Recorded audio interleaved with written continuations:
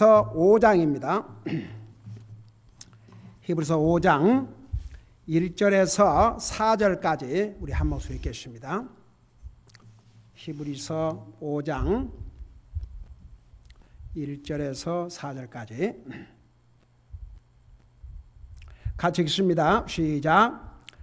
사람들 가운데서 취한 대제사장마다 하나님께 속한 일들에서 사람들을 위하여 임명을 받나니 이것은 그가 죄들로 인해 예물과 희생물을 드리게 하려 함이라. 그가 무지한 자들과 길에서 벗어난 자들을 불쌍히 여길 수 있음은 그 자신도 연약함에 쌓여있기 때문이라. 이런 까닭에 그가 백성을 위하여 죄들로 인한 헌물을 드리는 것이 그같이 자신을 위하여도 드려야 함이 마땅하니라. 이 종기는 아무도 스스로 취하지 못하며 오직 아론과 같이 하나님의 부르심을 받은 자라야 취할 수 있느니라. 아멘. 앉으시 바랍니다. 자, 우리 5장 1절에서 4절까지는 하나님이 세우신 대제사장의 자격을 설명하고 있는데, 이 부분을 공부하기 전에 히브리서 4장 15절 16절 그 모단 부분을 잠깐 마무리하고 지나갈게요. 지금 4장에서 5장 10절까지는 우리 예수님께서 사람으로 세워진 아론 대제사장보다 우리 예수님께서 사람의 모습으로 이 땅에 오셨음에도 불구하고 훨씬 뛰어난 제사장이라는 것을 지금 공부를 하고 있죠. 여러분, 제사장의 그 일은 하나님과 사람과의 사이를 중재하는 역할입니다. 그러니까 우리 예수님께서 사람의 모습으로 오셔서 나와 여러분의 죄를 대신 짊어지시고 십자가에 죽으시고 우리를 구원해 주시고, 지금도 하늘나라 가셔서 무슨 일을 하고 계시냐 하면 하나님과 사람과의 사이에 미디어 역할을 하고 계셔요. 지금도. 근데 이제 우리 예수님께서 사람의 몸으로 이 땅에 오셔서 하나님과 사람 사이를 이렇게 중재한다는 의미에서 대제사장 역할을 하셨는데, 아무리 예수님이 사람의 모습으로 오셔서 대제사장 역할을 하셨어도 아론과는 비교할 수 없는 위대한 대제사장이라는 것을 우리가 쭉 공부해 왔죠. 그래서 이제 14절에 사람인 대제사장 아론은 지성소 안에 들어갔지만 우리 하나님이 쓴 예수님은, 대제사장 예수님은 아예 하늘나라 안으로 들어가셔서 하나님 아버지 오른편 왕자에 앉아 계셔요. 그리고 이제 15절에 보니까 우리에게 계신 대사장은 우리의 연약함의 감정을 몸소 느끼지 못하신 분이 아니요 모든 점에서 우리와 똑같이 시험을 받으시되 죄는 없으신 분이시로다. 자, 이 부분 지난주에 자세하게 설명했어요. 이 마지막 부분, 죄는 없으신 분이시니라. 그러니까 예수님이 사람의 몸으로 이 땅에 오셔서 사람이 겪었던 모든 걸 다 겪으셨어요. 그 이상을 겪으셨습니다. 나와 여러분은 십자가의 죽음을 겪지 않았지 않습니까? 근데 예수님이 십자가의 죽음을 겪으셨습니다. 여러분, 주님을 위해서 옷벗김을 당해보셨어요? 주님을 위해서 매를 맞아보신 적 있어요? 주님을 위해서 어떤 핍박을 받아보신 적 있어요? 우리는 그저 사실 우리가 어려움을 당했다 그러면 우리 육신 먹고 사는 거, 그냥 우리 인생 살아가는 이런 것 때문에 그렇지, 주님을 위해서 무슨 고통을 당하고, 주님을 위해서 무슨 눈물을 흘리고, 주님을 위해서 무슨 아픔을 겪고, 주님을 위해서 무슨 모욕을 당하고, 주님을 위해서 무슨 매를 맞고, 주님을 위해서 뭘 한 적이 있습니까? 우리는 없어요.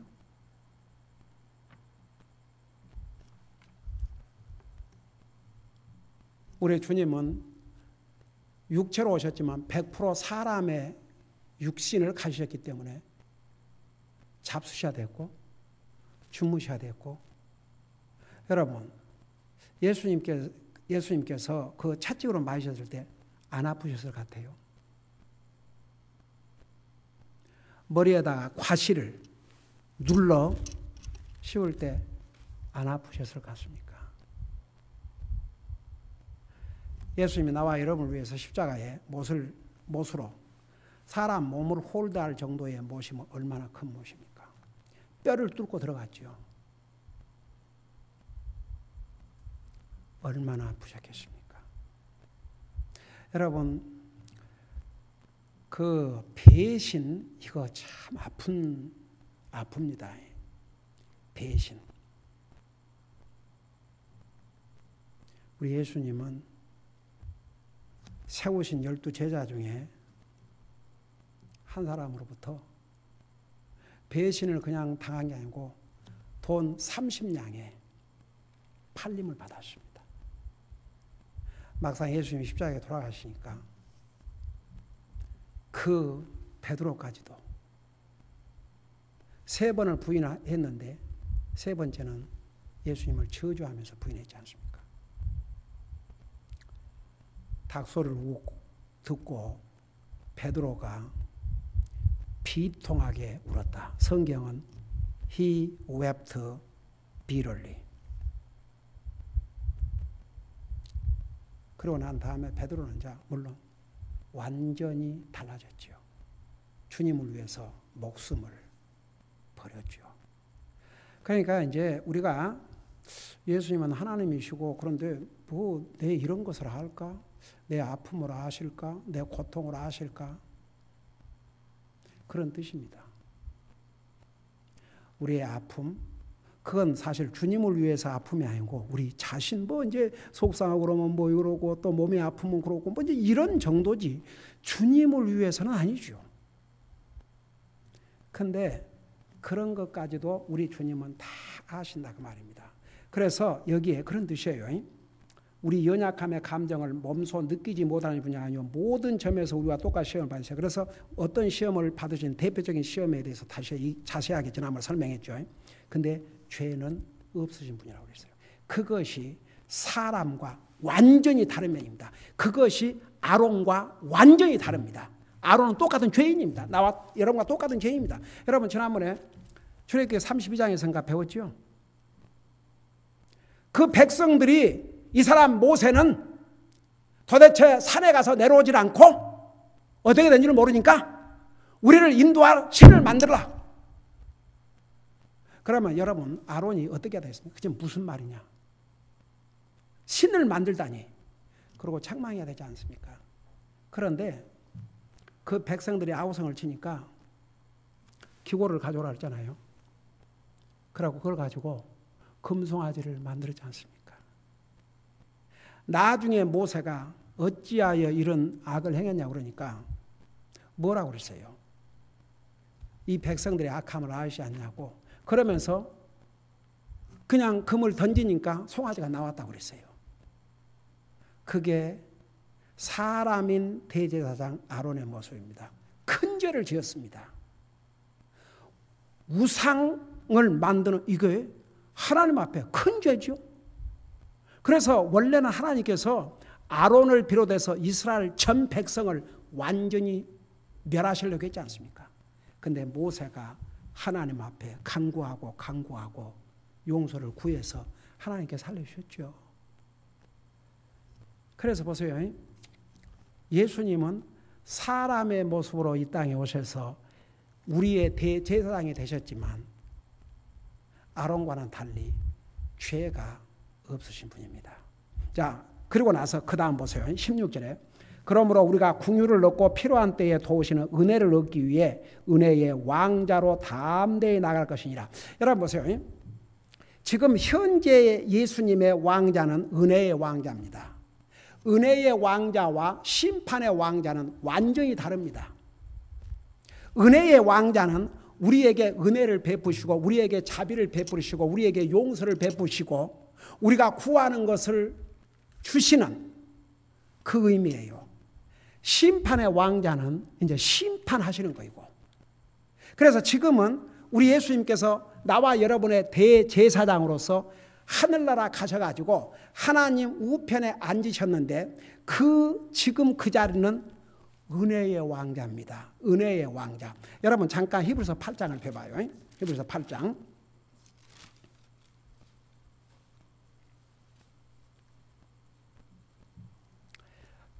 8장 1절에 보니까 이제 우리가 말한 것들에 관한 요점은 이것이니 곧 우리에게 이러한 대제사장이 계시다는 것이라. 그래서 이제 지금 계속 우리 4장, 5장, 6장, 7장에서 계속 우리 예수님이 우리에게 대제사장, 이제 그런 걸 쭉 설명을 한 다음에 8장에 와서 이제 우리가 말한 것들에 관한 요점은 이것이니 곧 우리에게 이러한 대제사장이 계시다는 것이라. 그분은 우리 예수님 하늘들에서 존엄하신 분의 왕자, 여기에 존엄하신 분은 아버지로서 하나님을 가리켰습니다. 왕자 오른편에 앉아 계시며 그랬어요. 자, 그래서 지금은 지금 우리 예수님께서 하늘나라 가셔서 아버지 하나님 오른편 왕자에 앉아 계시는데 그 왕자는 은혜의 왕자입니다. 은혜의 왕자.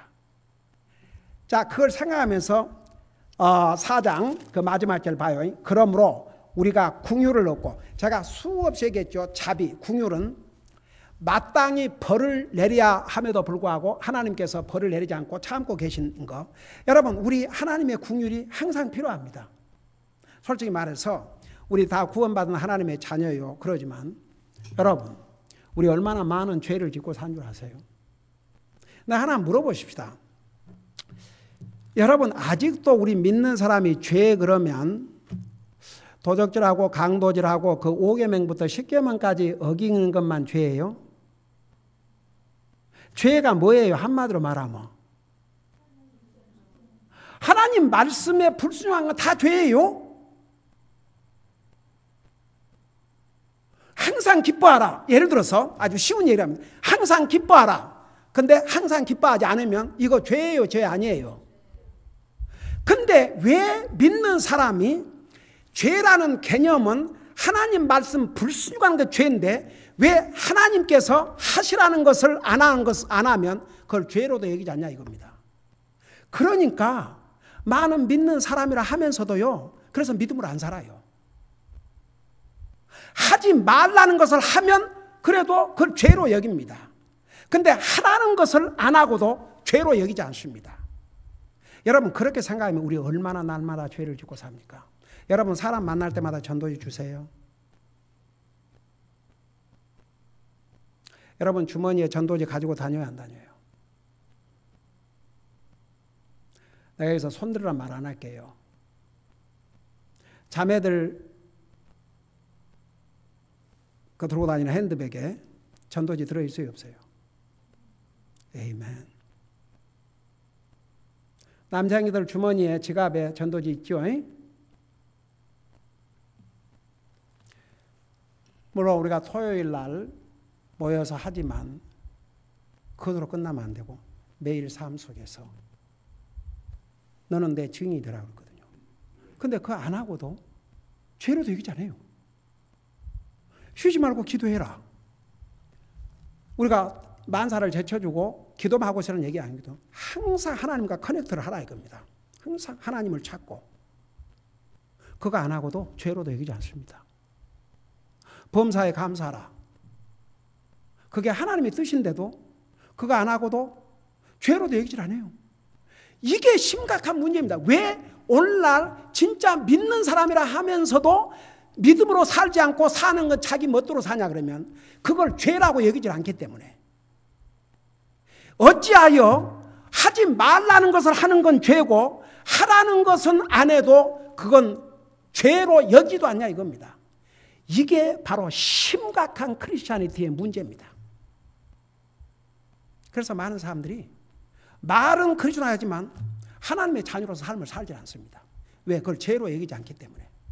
심지어 여러분 로마 14장에 뭐라 써요? 믿음으로 하지 않는 것은 다 죄라 그랬습니다.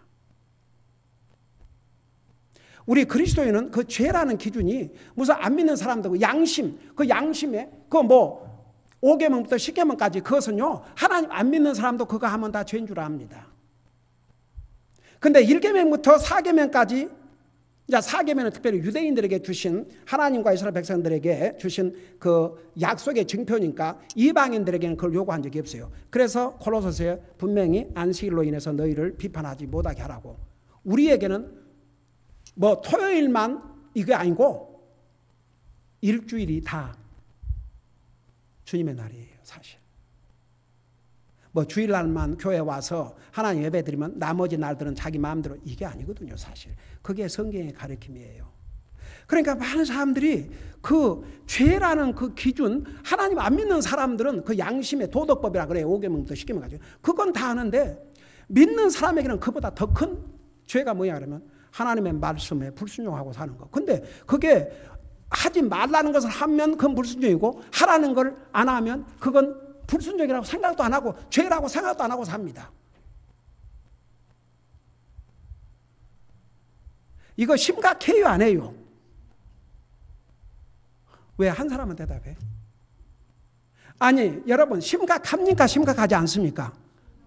심각해요, 진짜. 심각합니다, 이거. 그러고도 말은 믿음으로 산다 그러고. 말로는 누가 못해요.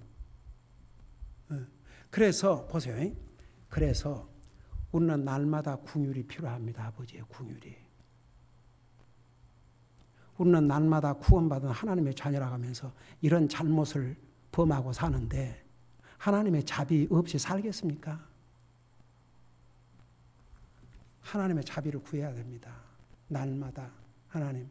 오늘도 여러분 그래서 제가 32년 목회를 하면서 가면 갈수록 이제 우리는 구원받은 하나님의 자녀 배울 만큼 배웠어요.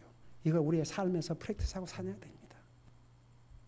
우리 삶에서 진짜 프랙티스 해야 됩니다. 그게 믿음으로 사는 것입니다. 금년에 우리 교회 목표가 의인은 뭐라 그랬어요? 믿음으로 살리라. 나와 여러분은 주님 때문에 의인이 되십니다. 의인이 살아가는 방법은 딱 하나입니다. 믿음으로 사는 것입니다. 근데 우리가 하나님께서 하나님의 자녀로서 이렇게 해라. 그걸 안 하고도 아무런 거기에 대해서 그게 뭔 양심이냐 이겁니다. 그러니까 보세요. 우리는 그걸 심각하게 생각해야 됩니다. 그러니까 보세요. 왜 여기에 그러므로 우리가 긍휼을 얻고 필요한 때에 도우시는 은혜를 얻기 위해 은혜의 왕자로 담대히 나가라 그랬냐 그러면 바로 대제사장이 되신 예수님이신 우리 주님은 지금 우리에게 은혜의 왕자에서 우리가 필요한 자비와 은혜를 공급해 주시기를 원해요. 그래서 너희는 담대하게 은혜의 왕자 앞으로 나오라. 이 심판의 왕자가 아닙니다. 심판의 왕자는 두려운 곳이죠. 그러나 은혜의 왕자는 두려워할 곳이 아닙니다. 여러분 이것은 크리스천리티밖에 없어요. 세상의 종교는요. 여러분 그 사람이 만든 조각 이게 크게 만들어 우왕하게 만들어 놓고 불교 보세요. 그 앞에 가서 절을 하고 그 사람들 얼마나 심각한 줄 시리어스인 줄 아세요? 와, 몸 단장하고 단정하게 입고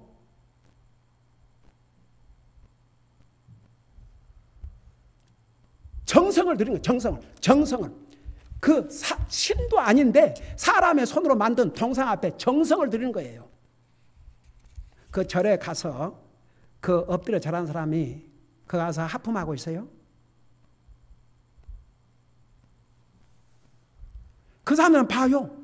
얼마나 진지하고 간절하게 하는지. 와, 어메이징. 목사님 가보셨습니까? 네, 안 가봤어. 근데 가끔 그 뭐에서 보여주면 그러대. 옛날 전두환 그 대통령의 자가 그 가서 백담사에 들어가고 3,000번을 절을 했다면서요. 한 번 주님 앞에 무릎 꿇고 주님 영접하면 뭐든지 용서받을 수 있는데 그런 어리석은. 그러니까 보세요. 여러분 보세요. 여러분 항상 우리는 겸손해야 될 이유가 주님의 자비와 은혜가 없이는 우리 못 삽니다. 우리는 날마다 죄를 밥 먹듯이 짓고 삽니다. 근데 그런 가책도 없는 이유가 뭐냐 그러면 하나님 앞에서 하나님의 자녀로서 해야 될 것을 안 하고도 그건 죄로 여기지 않으니까. 도적질한 거 죄다. 그건 다 알아요. 뭐 믿는 사람만 아는 게 안 믿는 사람 다 알고 다 알아요. 그 정도 양심은 다 갖고 있습니다. 믿는 사람의 양심은 그 이상이 돼야 됩니다. 그래서 우리는 이 하나님의 자비가 정말 필요합니다. 그래서 보세요. 우리 주님은 우리의 그 연약함을 다 아셔요.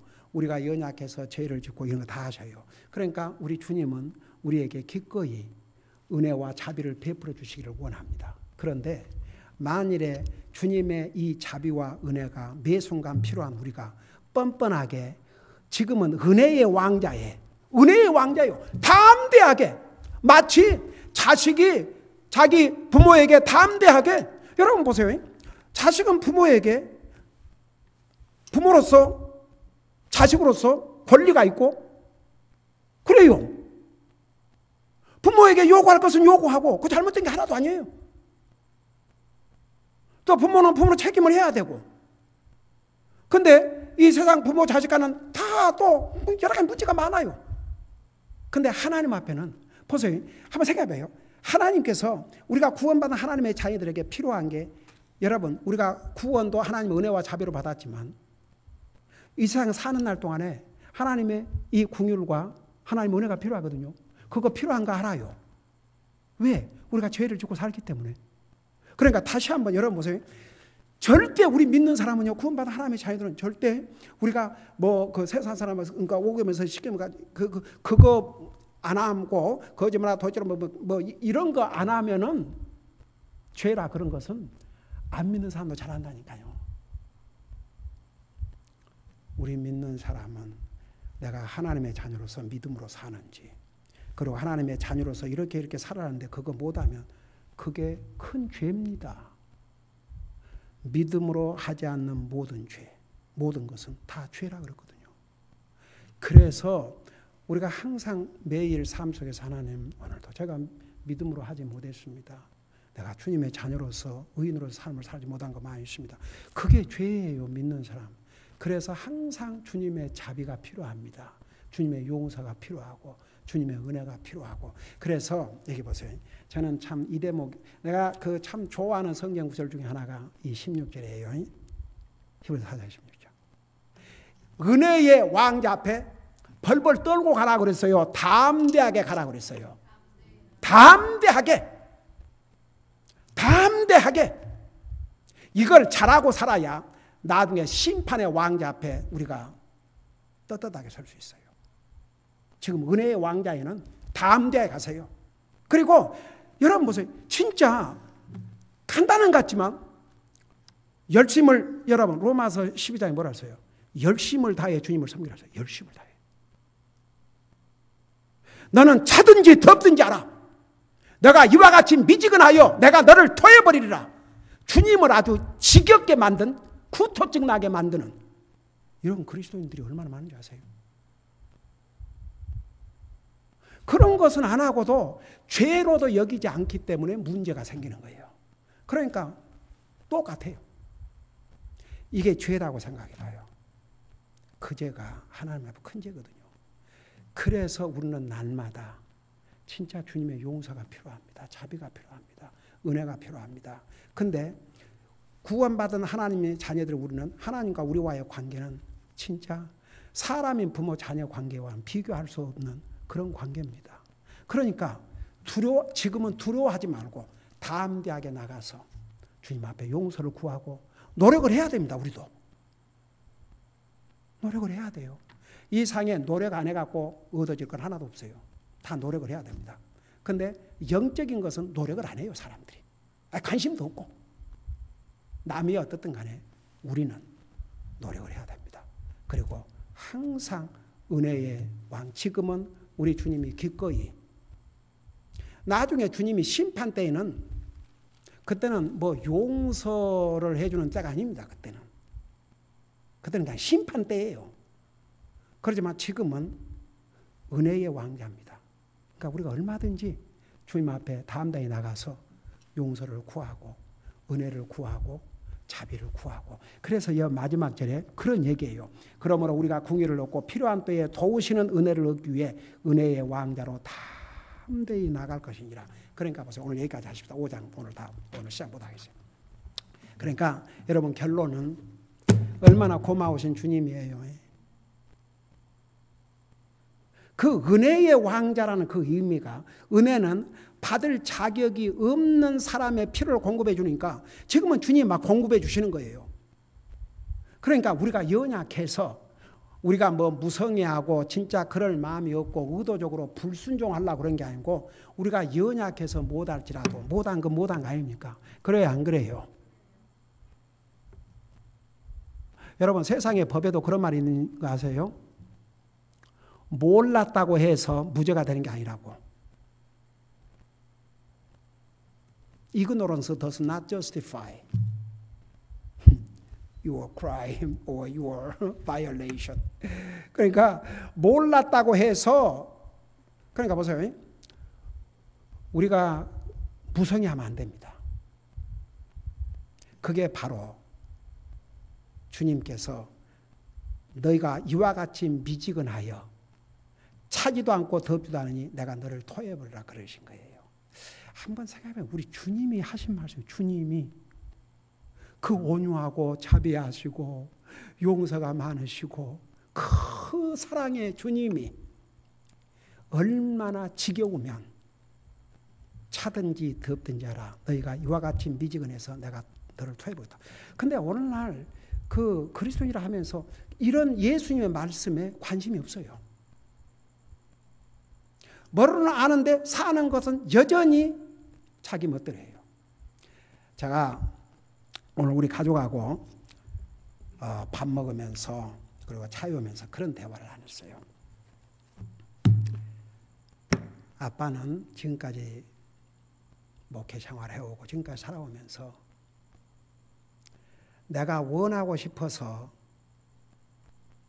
원하는 것만 하고 싶은 것만 했다면 정말 내가 안 하고 지나갔을 거예요. 너무너무 많은데 내가 원하든 관계없이 이거 하나님 앞에 오르면 하자.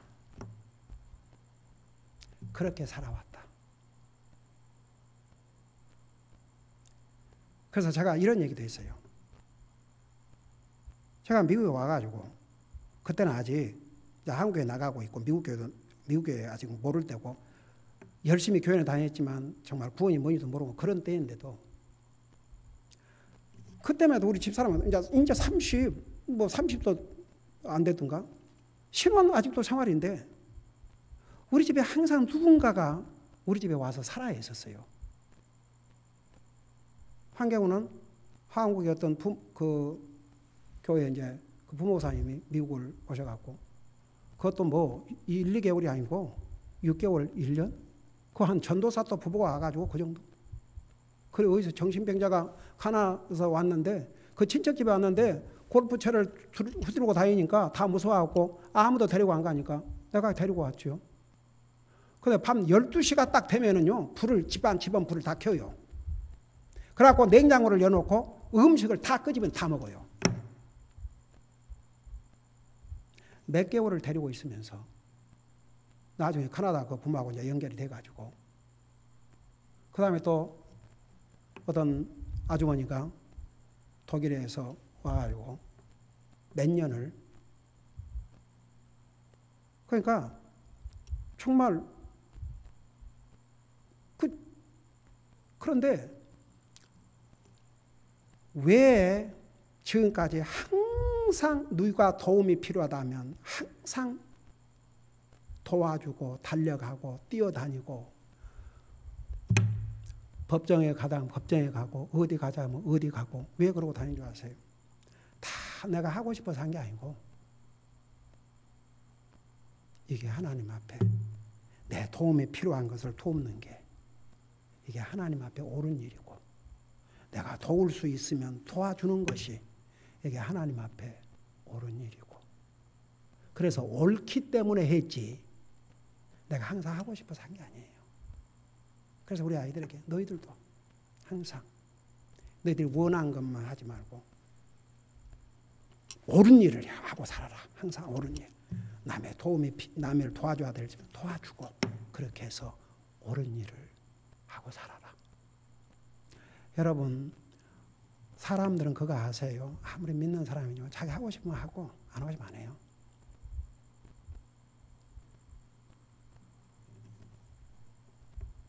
근데 그 이상이 우리는 돼야 됩니다. 그 이상. 그러니까 우리는 항상 그 하나님이 하시는 말씀, 우리 삶 속에 그냥 머리로만 알고 항상 뭐 그 아는 얘기니까 그러지를 말고 노력을 또 해야 됩니다. 노력을. 우리가 노력해가지고 하늘나라 가는 게 아니고 믿음으로 구원받고 하나님의 자녀가 됐기 때문에 이제 노력을 하는 거죠. 하나님 자녀답게 살기 위해서. 여러분, 예수님의 제자들이 구원을 못 받아서 목숨을 버렸습니까? 아니에요. 너무너무 주님 은혜에 감사해서 목숨을 버린 거죠. 그래서 여러분, 우리는 그 죄라는 개념을 절대 그런 안 믿는 사람들도 다 아는 그런 도덕적인 그것만 생각하지 말고 하나님의 자녀로서 우리가 믿음으로 살지 않거나 하나님의 말씀을 알면 순종하지 않거나. 예를 들어서 제가 왜 여러분들이 솔직히 찬송을 불러도 힘차게 부르고 아멘을 해도 좀 힘차게 아멘을 하고 좀 왜 주님 앞에 이렇게 좀 익사이팅 뭔가 여러분 한번 여러분이 막 좋아하는 뭐 하면 막 박수도 치고 고함을 치고 할 거 아닙니까? 왜 우리 주님은 그러면 안 되는데요? 그래서 우리는 그러니까 가령 주님이 너는 차든지 덥든지 알아. 너희가 이와 같이 미지근하여 내가 너를 토해버리라. 이게 심각한 말씀 아닙니까?